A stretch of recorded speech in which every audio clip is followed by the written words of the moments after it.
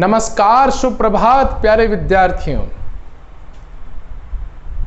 हिंदी व्याकरण और काव्य शास्त्र के इस ऑनलाइन प्लेटफॉर्म पर आप सभी का स्वागत एवं अभिनंदन। प्यारे विद्यार्थियों,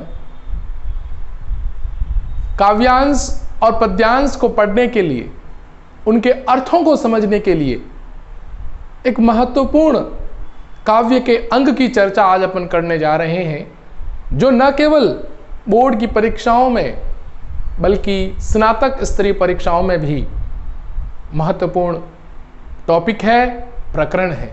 तो प्यारे बच्चों, आज का जो अपना टॉपिक प्रकरण रहेगा वह रहेगा अलंकार, जिससे संबंधित प्रश्न अलग से पूछा जाता है, चाहे वो बोर्ड क्लासेस हो, चाहे वो स्नातक स्तरीय क्लासेस हो। और इस दरमियान एक साथ दो काम होते हैं। एक, आप जब कभी पद्यांश या काव्यांश की व्याख्या कर रहे हो तो अलंकार के माध्यम से अच्छी तरीके से उसे समझ सकते हो। दूसरा, जब किसी की काव्यगत विशेषताएं लिखनी होती हैं, काव्य सौंदर्य लिखना होता है, तो उसमें अलंकार अपनी अपूर्व योगदान देता है। तो आइए पढ़ते हैं अलंकार।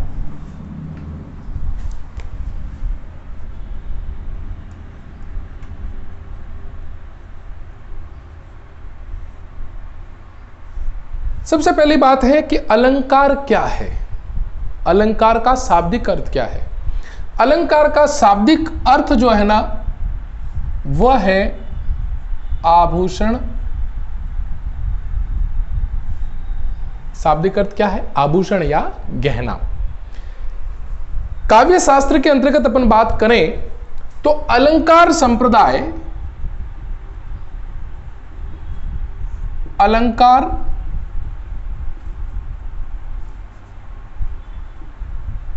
संप्रदाय के जो प्रवर्तक थे वो प्रवर्तक थे आचार्य भामा।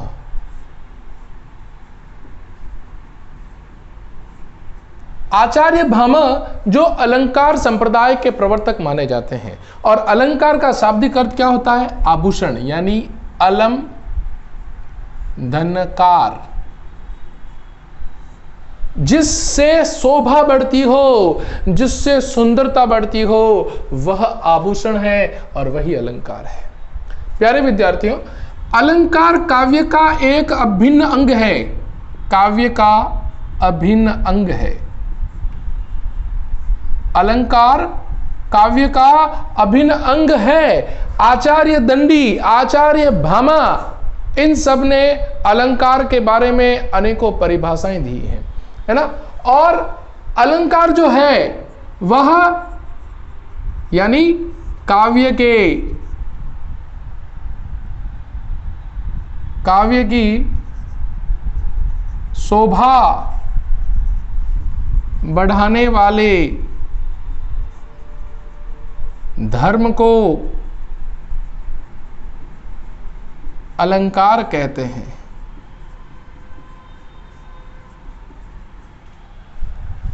काव्य की शोभा बढ़ाने वाले धर्म को, यानी काव्य का उत्कृष्टता, काव्य में एक अर्थ के माध्यम से, शब्द के माध्यम से एक विभिन्न उत्कृष्टता प्रदर्शित की जाए, या उसकी शोभा बढ़ाने वाले धर्म को, व्यापार को क्या कहते हैं? अलंकार। बिना अलंकार के ना तो कविता अच्छी लगती है और न ही स्त्री। ध्यान रखिएगा, आचार्य केशव ने कहा था, क्या कहा था? कि यद्यपि सुजाति सुलक्षणी, यद्यपि सुजाति सुलक्षणी, भूषण बिनु विराजिए, कविता बनिता मित है। यानी बिना अलंकार के, बिना आभूषण के न तो स्त्री और न ही कविता या काव्य शोभा पा सकता है। यानी काव्य के लिए अलंकार जरूरी और स्त्री के लिए, महिला के लिए आभूषणों का होना जरूरी। दोनों इसके बगैर सुंदर नहीं हो सकते। यानी जिस प्रकार स्त्री के काव्यांगों की विशेषता या उसकी शोभा बढ़ाने वाले धर्म को आभूषण कहते हैं, उसी प्रकार हमारे काव्य की शोभा बढ़ाने वाले उस धर्म को अपन अलंकार कहते हैं। क्लियर? बात अपन चर्चा करते हैं अलंकार के भेद की, कि अलंकार के भेद कितने होते हैं।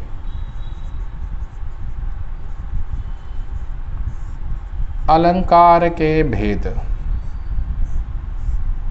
प्यारे विद्यार्थियों ध्यान देना, मोटे तौर पर शुद्धता के आधार पर अलंकार के भेद दो प्रकार के होते हैं। अपन काव्य शास्त्र की तरफ चलें तो अलंकार के भेद दो प्रकार के होते हैं। एक भेद और आया है उभया अलंकार, उसकी भी चर्चा करेंगे अपन। सबसे पहला जो होता है वो होता है शब्दालंकार। क्या होता है? शब्दालंकार। दूसरा होता है अर्था अलंकार। शब्दालंकार, अर्थालंकार, आप नाम से याद करने की कोशिश करें। शब्द धन अलंकार, यानी शब्द के माध्यम से चमत्कार उत्पन्न होना। अर्थ यानी पूरा अर्थ करने के बाद जो चमत्कार उत्पन्न होता है प्यारे बच्चों, वो होता है अर्थालंकार। तो सबसे पहले बात करते हैं अपन शब्दालंकार की।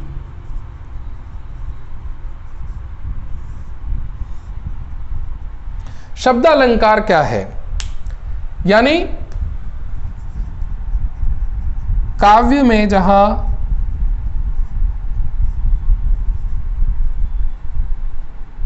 शब्दों के माध्यम से,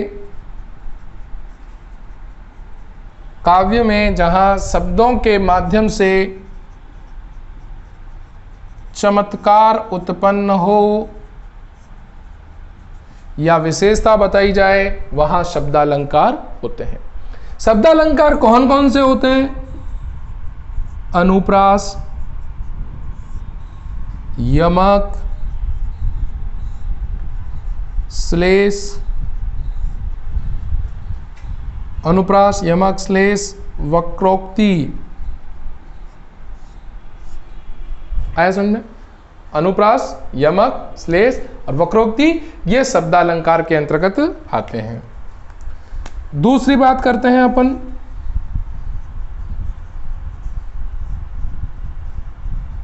अर्थालंकार। अर्थालंकार की बात करें तो क्या होगा? काव्य में जहां अर्थ के माध्यम से चमत्कार उत्पन्न हो, यानी पूरा अर्थ किया जाए, अर्थ के बाद हमारे सामने वो अलंकार आता है। ध्यान रखना वो कौन कौन से हैं जो इसके अंतर्गत आते हैं। सबसे पहले उपमा, रूपक, उत्प्रेक्षा, मानवीकरण, अतिशयोक्ति, बहुत सारे हैं, ठीक है ना। तो इसके बारे में अपन चर्चा करेंगे पूरी। तो सामान्य परिचय के अंतर्गत अलंकार अर्थ, आभूषण, अलमधनकार, शोभा बढ़ाने वाला। अलंकार संप्रदाय के प्रवर्तक आचार्य भामह थे। काव्य का अभिन्न अंग इसे माना गया है, यानी काव्य की शोभा बढ़ाने वाले धर्म को अलंकार कहते हैं, ठीक है ना। अलंकार के भेद मुख्यतः दो होते हैं, शब्दालंकार और अर्थालंकार। शब्दालंकार काव्य में जहां शब्द के माध्यम से चमत्कार उत्पन्न हो, और वो चार होते हैं, अनुप्रास, यमक, श्लेष, वक्रोक्ति।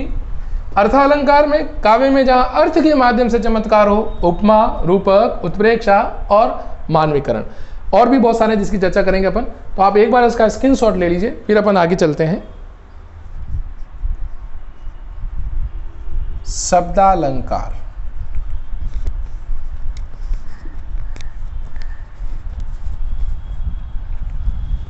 शब्दालंकार वही शब्द के माध्यम से चमत्कार उत्पन्न हो, और इसका पहला जो टॉप है वह है अनुप्रास।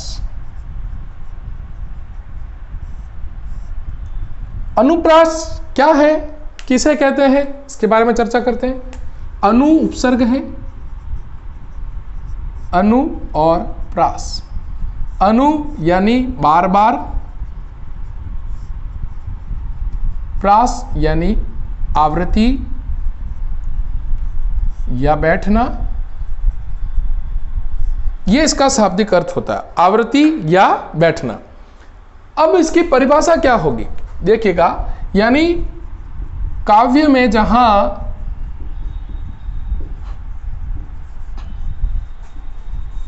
किसी वर्ण की आवृत्ति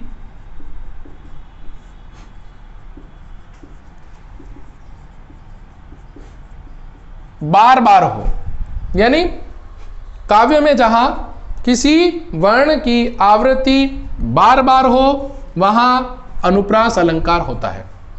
अब जैसे आप देखिए, सरल उदाहरण लेता हूं मैं पहले।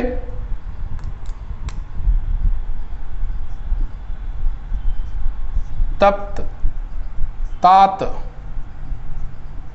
ने, तड़प, तड़प, तनु, त्यागा। सरल ले रहे हैं अपन पहले, फिर कठिन की तरफ बढ़ेंगे।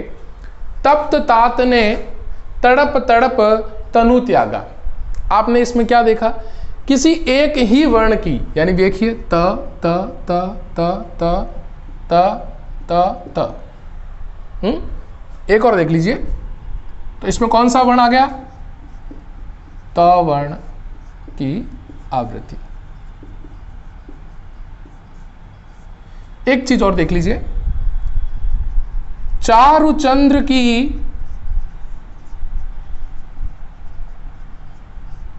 चंचल किरणें खेल रही थी नभ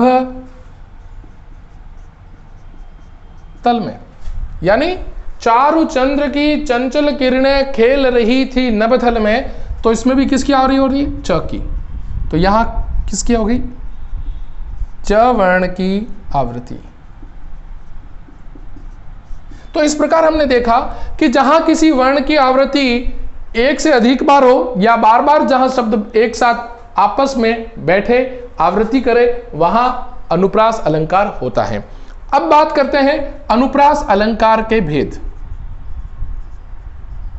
अनुप्रास अलंकार के भेद। अनुप्रास अलंकार के भेद कौन कौन से हैं देखते हैं अपन। चलिए, सबसे पहला है छेकानुप्रास, वृत्तानुप्रास, लाटानुप्रास,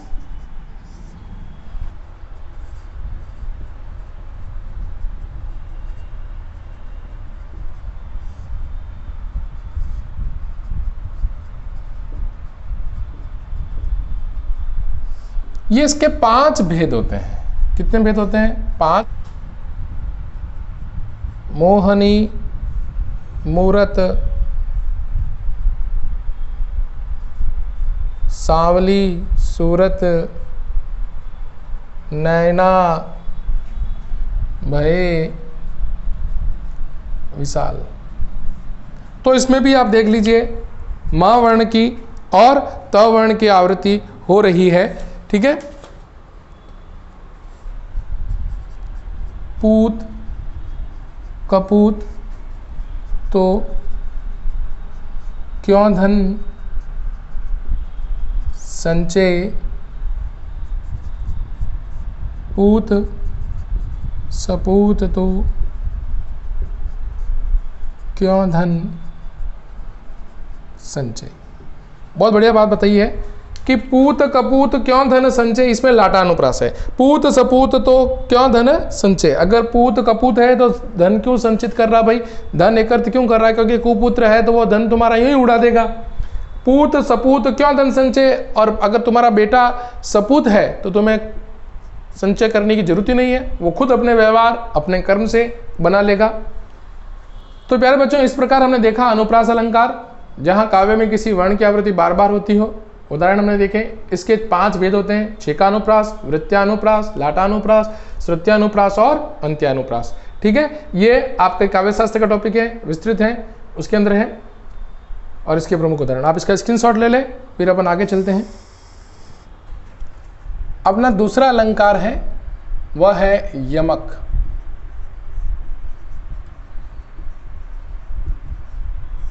यमक अलंकार। इस यमक अलंकार का शाब्दिक अर्थ जो होता है वो होता है जोड़ा, यानी युगल। देखो, अनुप्रास अलंकार में हमने पढ़ा था वर्ण की आवृत्ति, यहां होती है शब्द की आवृत्ति, लेकिन एक ही शब्द के जोड़े प्रयुक्त होते हैं और उन शब्दों के जोड़े में क्या होता है, अर्थ भिन्न भिन्न होता है। तो इसकी परिभाषा क्या होगी? काव्य में जहां किसी एक ही शब्द की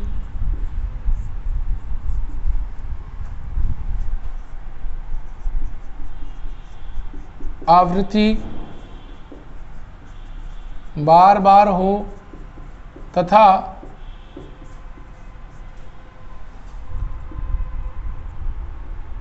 उसके भिन्न भिन्न अर्थ निकले। ध्यान रहे, यानी काव्य के अंतर्गत एक ही शब्द की, कैसा शब्द, एक ही शब्द की आवृत्ति बार बार हो तथा उसके भिन्न भिन्न अर्थ निकलते हो, उसे अपन कहते हैं क्या? यमक अलंकार। जैसे सरल उदाहरण की तरफ लेते हैं अपन, ऊंचे घोर मंदिर में रहनवारी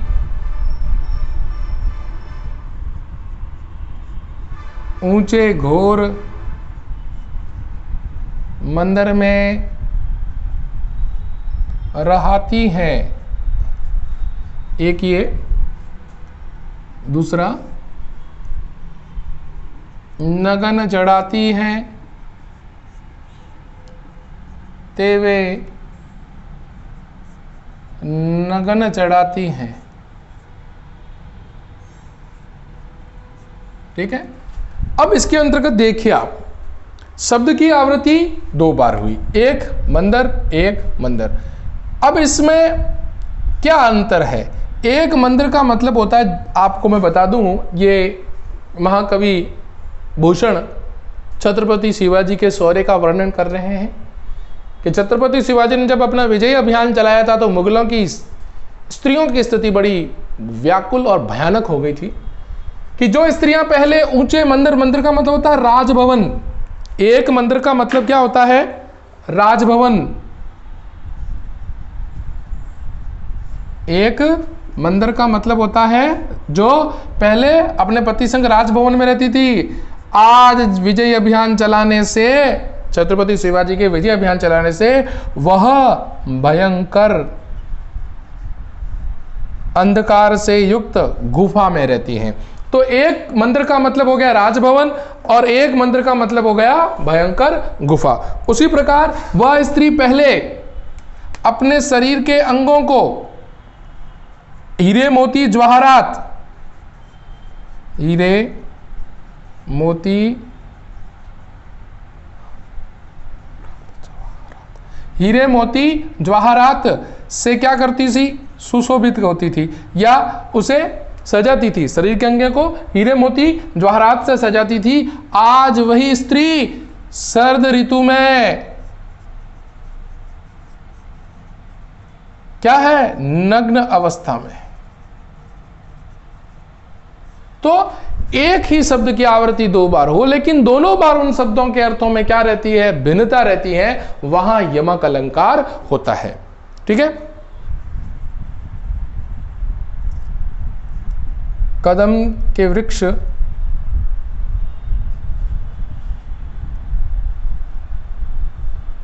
कदम की छटा, कदम के वृक्ष कदम की छटा। तो एक तो क्या है? वृक्ष का नाम, एक कदम नामक एक वृक्ष है उसका नाम, और एक कदम का मतलब होता है समूह। एक कदम का मतलब क्या होता है? समूह। तो कदम के वृक्ष कदम की छटा, इसके अलग और भी है। तीन बेर खाती सी वो तीन बेर खाती है, कनक कनकते 100 गुनी माधकता अधिकाय वा खाए बोराए जग वा पाए बोराए। मैं लिख लेता हूं, कनक, कनक ते 100 गुनी मादकता अधिकाय वाखाए बोराए जग वापाए बोराए। तो यहां पर दो शब्द आए हैं, बोराए बोराए। तो आप इसके अंत कर देखें, एक यहां पर कनक भी आया है। तो एक कनक का मतलब होता है सोना और एक का मतलब होता है धतूरा। देखिएगा इन दो शब्दों की अर्थ है, कनक कनक ते 100 गुनी मादकता अधिकाय, यानी सोना और धतूरे की मादकता बहुत गुनी है, बहुत ज्यादा है। अगर कोई व्यक्ति कनक को पा लेता है तो भी पागल, बोराए का मतलब होना है पागल होना, तो भी पागल हो जाता है, और धतूरे को खा लेता है तो भी क्या हो जाता है, पागल। तो ये था यमक अलंकार जो हमने पढ़ा। स्क्रीनशॉट ले लीजिए, फिर आगे चलते हैं अपन। तीसरा वह है श्लेष।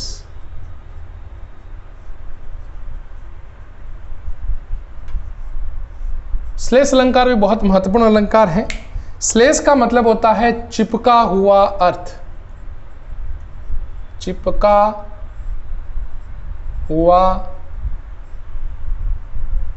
अर्थ, चिपका हुआ अर्थ, यानी यहां क्या होगा, शब्द एक बार होगा लेकिन उसकी विभिन्न प्रसंगानुसार उसके अर्थों में भिन्नता होगी। यानी काव्य में जहां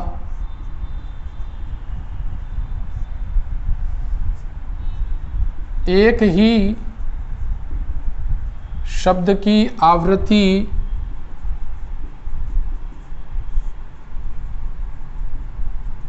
केवल एक बार हो परंतु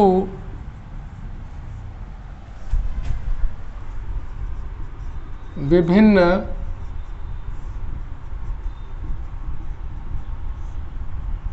प्रसंगानुसार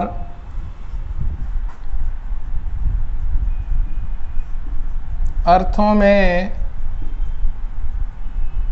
भिन्नता रहे। क्या रहे, भिन्नता रहे। आपने क्या देखा यहां पर कि काव्य में जहां एक ही शब्द की आवृत्ति केवल क्या हो, एक बार हो, लेकिन विभिन्न प्रसंगानुसार अर्थों में भिन्नता रहे। जैसे सरल कट लेते हैं अपन उदाहरण, रहीमन पानी राखिए, रहीमन पानी राखिए, बिन पानी सब सुन, बिन पानी सब सुन, पानी गए न उबरे, पानी गए न उबरे, मोती मानोस और चून। तो यहां श्लेष अलंकार प्रयुक्त हुआ है। यहां कैसे श्लेष अलंकार हुआ, पानी का अर्थ, किसका अर्थ, पानी का अर्थ किसके लिए, मोती के लिए, तो हो जाएगी चमक। पानी का अर्थ मनुष्य के लिए इज्जत, ठीक है, और पानी का अर्थ चूने के लिए केवल जल, चूना या आटा, उसके लिए जल। यानी अगर मोती के संदर्भ में चमक, मनुष्य के संदर्भ में इज्जत और चून के संदर्भ में जल। उसी प्रकार एक उदाहरण और है,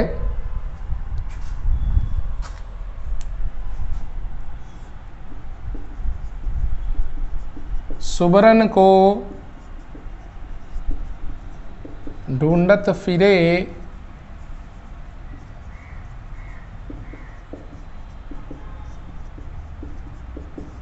कवि कामी अरुचोर। अब इसमें देखिए आप, सुबरन यानी अच्छा वर्ण, इस सुबरन का अर्थ कवि के लिए तो है सुंदर वर्ण। क्या है, सुंदर वर्ण, यानी कवि हमेशा सुंदर वर्ण की रचना करेगा। इसी सुबरन का अर्थ काम वासना के व्यक्ति के लिए है सौंदर्य, हमेशा काम वासना का व्यक्ति सौंदर्य के पीछे भागेगा।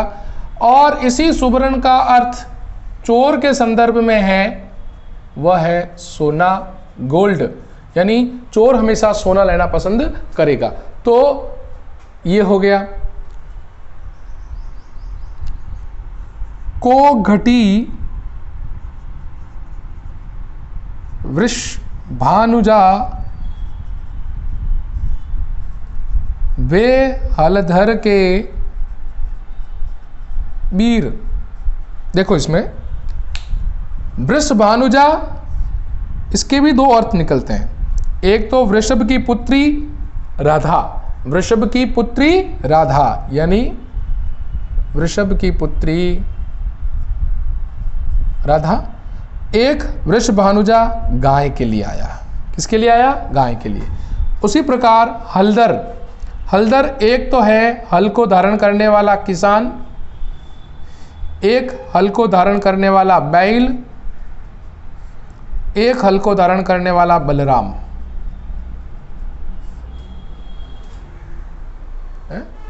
चीर जीवो चोरी जुरे क्यों न स्नेह गंभीर, को घटी वृषभानुजा वे हलधर के वीर। यानी राधा, गाय, वृषभानुजा का अर्थ, हलधर का हो गया किसान, बैल और बलराम। ठीक है।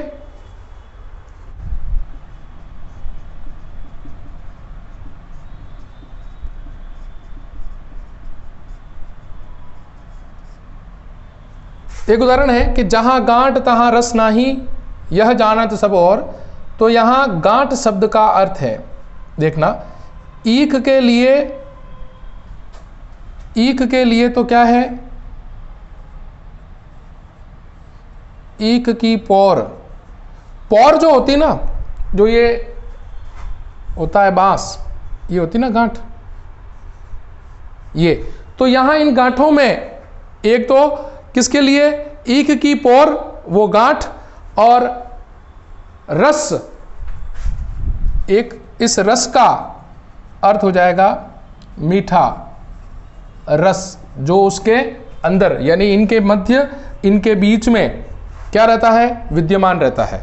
उसी प्रकार इन रस और गांठ का मनुष्य के प्रति, मनुष्य के प्रति गांठ का तो हो जाएगा कपट, गांठ का क्या हो जाएगा? कपट, गांठ रखता है, मन में गांठ रखना, कपट। और रस का मतलब हो जाएगा प्रेम या स्नेह।